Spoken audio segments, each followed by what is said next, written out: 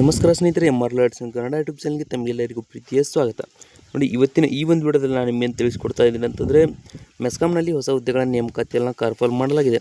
ಅಂದರೆ ಇಲ್ಲಿ ಮಂಗಳೂರು ವಿದ್ಯುತ್ ಸರಬರಾಜು ಕಂಪನಿ ನಿಗಮ ನಿಯಮಿತದಿಂದ ಯಾವುದೇ ಪರೀಕ್ಷೆ ಇಲ್ಲದೆ ವಿದ್ಯುತ್ ಇಲಾಖೆಯಲ್ಲಿ ಸರ್ಕಾರಿ ನೇಮಕಾತಿಯನ್ನು ಕನ್ಫರ್ಮ್ ಮಾಡಲಾಗಿದ್ದು, ಈ ಹುದ್ದೆಗಳಿಗೆ ಅರ್ಜಿಯನ್ನು ಸಲ್ಲಿಸುವುದು ಹೇಗೆ ಮತ್ತು ಅರ್ಜಿಯನ್ನು ಸಲ್ಲಿಸಲು ಬೇಕಾಗಿರುವ ಶೈಕ್ಷಣಿಕ ಅರ್ಹತೆ ಏನು, ಆಯ್ಕೆಯಾದಂಥ ಅಭ್ಯರ್ಥಿಗಳಿಗೆ ವೇತನ ಎಷ್ಟಿರುತ್ತೆ ಮತ್ತು ಅರ್ಜಿನ ಸಲ್ಲಿಸಲು ಏನೇನು ಡಾಕ್ಯುಮೆಂಟ್ಸ್ ಬೇಕು, ಪ್ರಾರಂಭ ದಿನಾಂಕ ಕೊನೆಯ ದಿನಾಂಕ ಯಾವುದು, ಎಲ್ಲ ಮಾಹಿತಿ ನಿಮಗೆ ಇದೇ ವಿಡಿಯೋದಲ್ಲಿ ತಿಳಿಸ್ಕೊಡ್ತಾ ಹೋಗ್ತೀನಿ. ಮಿಸ್ ಮಾಡದೆ ವಿಡಿಯೋ ಕೊನೆವರೆಗೂ ನೋಡಿ.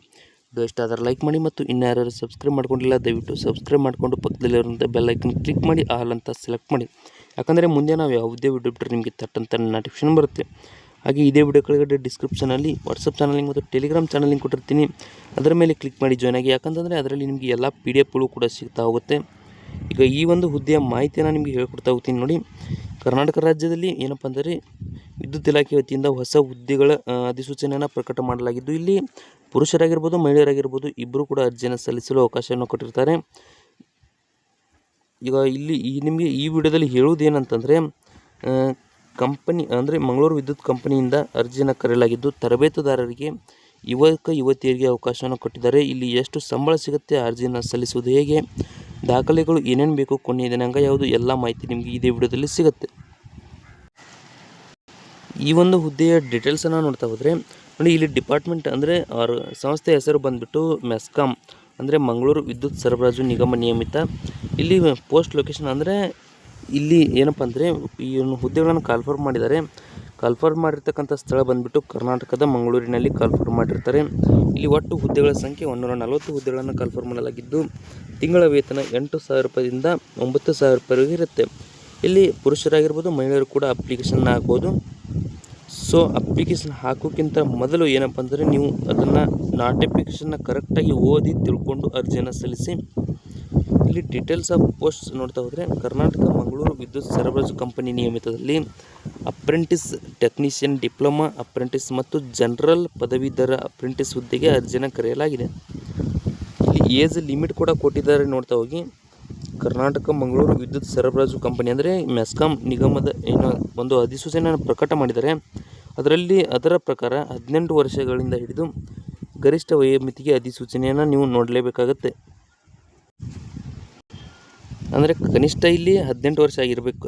ಅಂದರೆ 18 ವರ್ಷ ಮೇಲ್ಪಟ್ಟಂಥ ಅಭ್ಯರ್ಥಿಗಳಿಂದ ಹಿಡಿದು ಗರಿಷ್ಠ ವಯೋಮಿತಿ ಬೇಕಂದರೆ ನೀವು ಅಧಿಸೂಚನೆ ನೋಡಬೇಕು. ಅಧಿಸೂಚನೆ ನನ್ನ ಟೆಲಿಗ್ರಾಮ್ ಚಾನಲ್ ಲಿಂಕ್ನಲ್ಲಿ ಕೊಟ್ಟಿರ್ತೀನಿ. ಅದರ ಮೇಲೆ ಕ್ಲಿಕ್ ಮಾಡಿ ಜಾಯ್ನ್ ಆಗಿ, ಅದರಲ್ಲಿ ನಿಮಗೆ ಸಿಗುತ್ತೆ.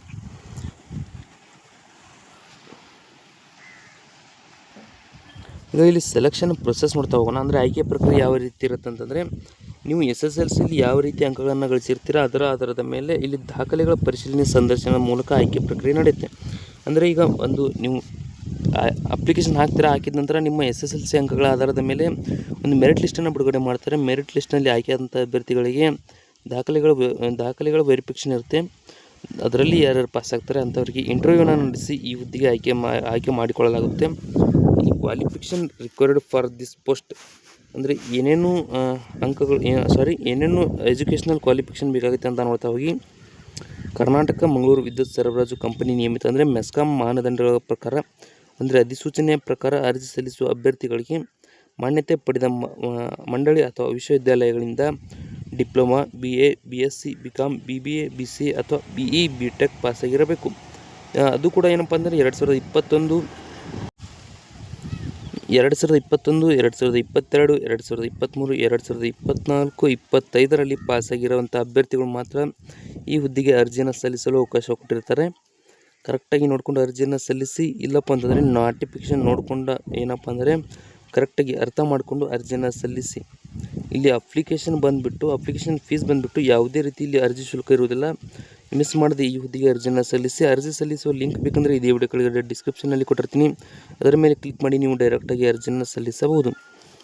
ಸೊ ಈ ವಿಡಿಯೋದಲ್ಲಿ ಇಷ್ಟೇ ಇರುತ್ತೆ. ವಿಡಿಯೋದಲ್ಲಿ ನಿಮ್ಗೆ ಏನಾದರೂ ಡೌಟ್ ಇದ್ದರೆ ಕಮೆಂಟ್ ಮಾಡಿ ಮತ್ತು ಇನ್ನು ಯಾರ್ಯಾರು ಸಬ್ಸ್ಕ್ರೈಬ್ ಮಾಡ್ಕೊಂಡಿಲ್ಲ ದಯವಿಟ್ಟು ಸಬ್ಸ್ಕ್ರೈಬ್ ಮಾಡಿಕೊಂಡು ಪಕ್ಕದಲ್ಲಿರುವಂಥ ಬೆಲ್ ಐಕನ್ ಕ್ಲಿಕ್ ಮಾಡಿ ಆಲ್ ಅಂತ ಸೆಲೆಕ್ಟ್ ಮಾಡಿ. ಯಾಕಂದರೆ ಮುಂದೆ ನಾವು ಯಾವುದೇ ವಿಡಿಯೋ ಬಿಟ್ಟರೆ ನಿಮಗೆ ತಟ್ಟಂತ ನೋಟಿಫಿಕೇಶನ್ ಬರುತ್ತೆ.